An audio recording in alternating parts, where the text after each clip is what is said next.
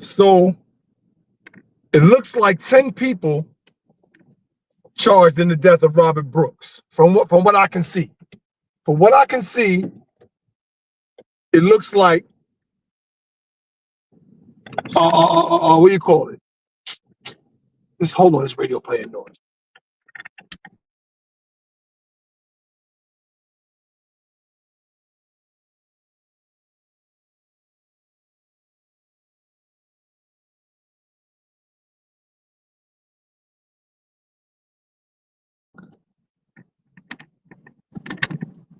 It looks like 6 officers charged with homicide, 3 sergeants charged with manslaughter, and 1 civilian employee charged with tampering with evidence. Now, the 3 sergeants charged with manslaughter makes a little bit of sense to me.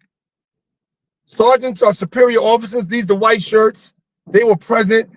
They did not actively engage in beating Robert Brooks to death, but because they're superior officers, they have some type of expectation to let the subordinates know, their subordinates know to stop. What you're doing is wrong. You're going too far. You're being too rough, whatever.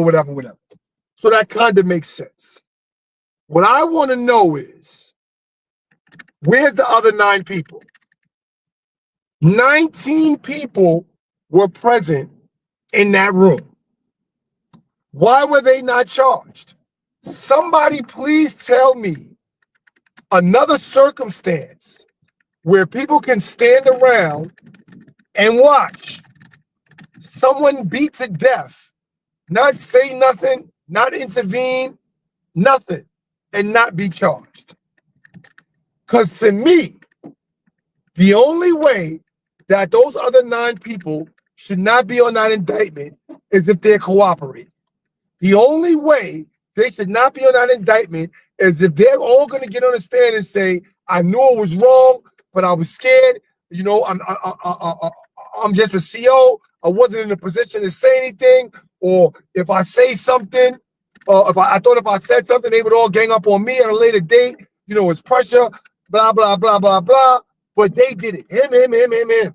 That's the only way they should not be indicted, because there should be 19 names on that indictment. If I stand around and watch somebody murdered and don't say nothing and don't intervene and don't run straight to the police afterwards to report it, they charging me with that. I'm gonna be a co-defendant. So I'm not celebrating. It's better than nothing. And remember, y'all, it's only an indictment. Just because they were indicted doesn't mean that they're going to prison. Personally, I don't believe any county outside of the 5 boroughs will convict and imprison state correctional employees for murdering a convict, but I could be wrong. That just comes from my experience in them jails and in them small towns. They got that shit in the smash. And like I said in my prior video, they think it's their birthright to work in these jails and to do whatever they want to do, and nobody should question them. So I can't see them going to trial in I think that's Oneida County or any county outside of Kings County, Bronx County, New York County. What the hell is Staten Island County? That's crazy. I'm sorry, Staten Island. Richmond, I think it's Richmond County. Queens County. That's it. The 56 surrounding counties in New York State are very unlikely to convict and imprison New York State correctional employees for harming and or killing or anything to do against men and women that are incarcerated in New York State facilities, because those counties rely on those facilities for their livelihood. Their economy is based on prison. They have without the prisons, those towns, majority of those towns, maybe not all of them, but the majority of those towns could not exist without the prison that was built, the hotel that was built for the people coming to the prison to visit, to stay in, the supermarket that was built for the people going to the prison to shop in. This is how the town survives. Their economy is based on human lives being held in prison. 10 people is not enough. We need the other 9. I don't know if it's possible for us to get the other 9. I don't know how we go about it. Somebody got some suggestions, put it in the chat. I'm with it. Let me know. But 10 is not enough. But 10 people were indicted for the death of Robert Brooks at Marcy Correctional Facility.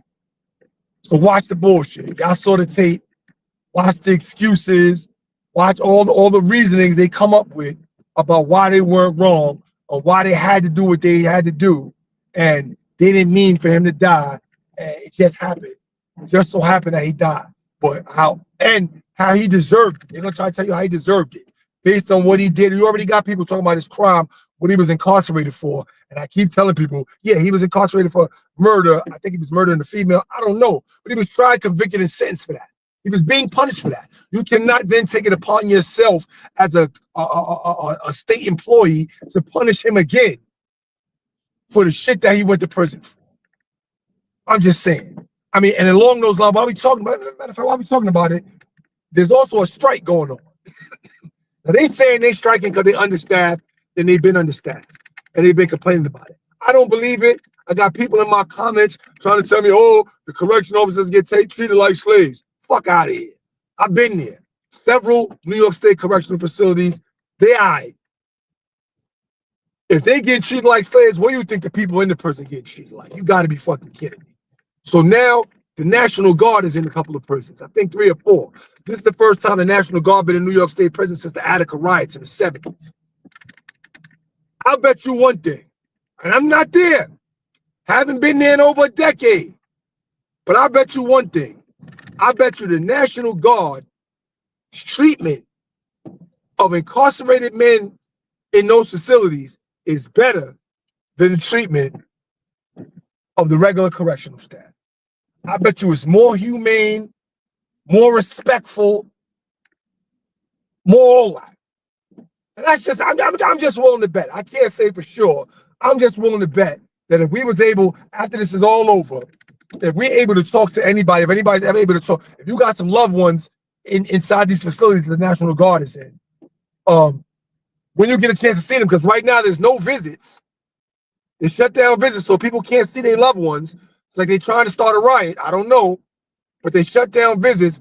When you get visits back, and I wonder if they're able to still talk on their tab. I'm sure they can probably still use their tablets. I don't know. If the jail is on lockdown, I don't know if they cut the tablets off when it's, probably do. They probably want to cut off outside contact when the jail's on lockdown. Because I know on the tablet, they got the phone app. People can call from their cells and all that. All of that shit is probably shut down if the jail is on lockdown. But whenever you're able to get back in contact, matter of fact, I'm going to reach out to a couple of my boys. Do I know somebody? I got to find out exactly which jails it is that are locked down, see if I know somebody in one of the jails. But if when you do get in contact with your loved ones, ask them, in comparison, how did the National Guard treat y'all compared to the correction officers and the regular state correction staff that's usually there? Ask them that. I'm curious. Inquiring minds want to know. But 10 people was indicted, 6 officers or 5 officers and 1 unnamed person, 3 sergeants, and a civilian. I'm assuming that's the nurse. I don't know. But we need the other 9 people, man. Let's get to work.